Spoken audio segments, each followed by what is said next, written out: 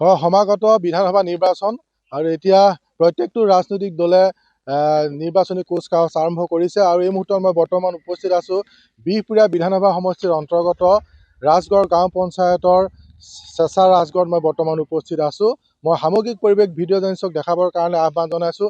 এইসকল মোৰ লগত সাধাৰণ ভোটাৰ আছে আৰু প্ৰত্যেক বছৰে আচলতে নিৰ্বাচন অহাৰ লগে লগে এইসকল ভোটাৰে নিজৰ ভোটদান সাব্যস্ত কৰি আহিছে আৰু তেখেতসকলৰ পৰাই কিছু কথা মই জানিবলৈ চেষ্টা কৰিম। আচলতে কেনেকুৱা ধৰণৰ প্ৰাৰ্থী বিচাৰে বা এই অঞ্চলটোৰ কেনেকুৱা ধৰণৰ উন্নয়ন হৈছে সেইসমূহ তেওঁলোকৰ পৰা জানিবলৈ বিচাৰিম। মই আপোনাৰ ওচৰলৈ আহিছোঁ, এগৰাকী আপুনি সাধাৰণ ভোটাৰ, নিৰ্বাচনত ভোট প্ৰদান কৰি আহিছে। কেনেকুৱা ধৰণৰ এবাৰ প্ৰাৰ্থী বিচাৰিব বা এই অঞ্চলটোৰ সামগ্ৰিক উন্নয়ন কেনেকুৱা হৈছে? হয়, আমি এনেকুৱা এজন প্ৰাৰ্থী বিচাৰিছোঁ। আগন্তুক বিধানসভাত আমি বিভিন্ন অন্য সমষ্টিৰ পৰা আহি আমাৰ বিহপুৰীয়া সমষ্টিত থিতাপি লৈছে। যেনেদৰে উন্নয়ন হ'ব লাগিছিল তেনেধৰণে উন্নয়ন হোৱা আমি দেখা নাই। সেয়েহে আমি এইবাৰ মনতে ভাবি লৈছোঁ, আমাৰ বিহপুৰীয়া সমষ্টিৰ ভিতৰত এজন বোকা পানীৰে বায়ুৰে লগত মিহল হৈ থকা এজন ব্যক্তি বিচাৰিছোঁ। আমাৰ টিকেট প্ৰত্যাশী এতিয়া 4-5জনমান আছে। তাৰে ভিতৰত যিকোনো এজনক বিহপুৰীয়া সমষ্টিৰ ভিতৰত এজনক দিলে আমি নথৈ সুখী হ'ম। কেনেকুৱা ধৰণৰ উন্নয়ন হৈছে, কি কাম কৰিবলগীয়া আছে আপোনালোকৰ এই অঞ্চলত? আমাৰ ইয়াত উন্নয়ন ক'বলৈ গ'লে ৰাজহুৱা ক্ষেত্ৰত একো উন্নয়ন হোৱা নাই। যেনেধৰণে উন্নয়ন হ'ব লাগিছিল তেনেধৰণে উন্নয়ন হোৱা নাই। কিয়নো আমাৰ নিজৰ সমষ্টি বিধায়ক এজন থকা হ'লেহে আমাৰ চুকে কোণে ক'ত বসবাস কৰি আছিল তেখেতসকলক চকু অলপ দিলেহেঁতেন। সেয়েহে অন্য সমষ্টিৰ পৰা অহা বিধায়কজনে সম্পূৰ্ণৰূপে আমাৰ কিছু এলেকাত ইমান উন্নয়ন আমি দেখা নাই। আৰু একাংশ আছে, মই আপোনাৰ ওচৰলৈ আহিছোঁ। কি ক'ব, কেনেকুৱা ধৰণৰ প্ৰাৰ্থী বিচাৰে বা কেনেকুৱা ধৰণৰ উন্নয়ন হৈছে?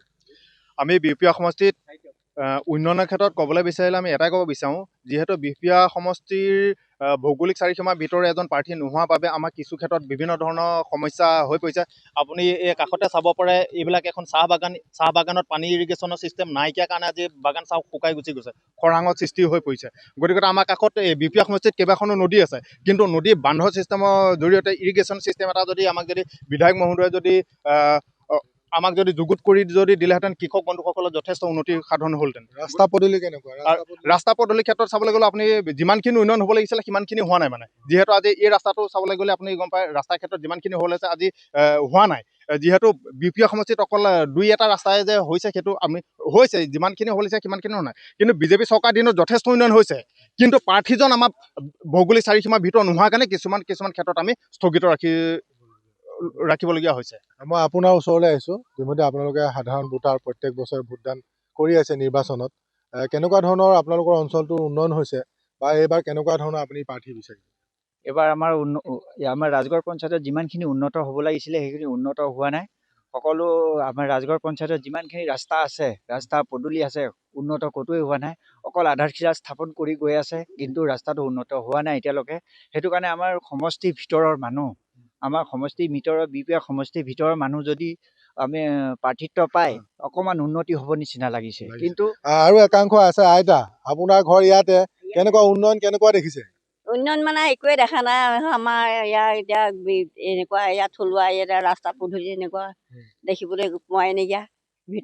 বাহিৰে হৈছে দেখিছোঁ, কিন্তু আমাৰ ভিতৰুৱাকৈ হোৱা নাইকিয়া। এতিয়া নিৰ্বাচন আহিছে, কেনেকুৱা ধৰণৰ বিধায়ক বা প্ৰাৰ্থী হোৱাটো বিধায়ক আমাৰ থলুৱা এজন পাতি দিয়াহেঁতেন আমি ভাল পালোঁহেঁতেন।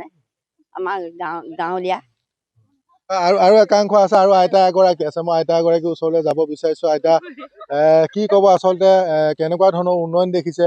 এতিয়া নিৰ্বাচন আহি আছে, আকৌ ভোট দিব আপোনালোকে, কি ক'ব আচলতে? কি ক'ম নোৱাৰে, গাঁৱৰ ৰাস্তা এয়া দেখিছাই তোমালোকে। গাঁৱত আজিলৈকে পকা ৰাস্তা এটা নাই, ধূলি বালিয়ে গোটেইখন নধৰা।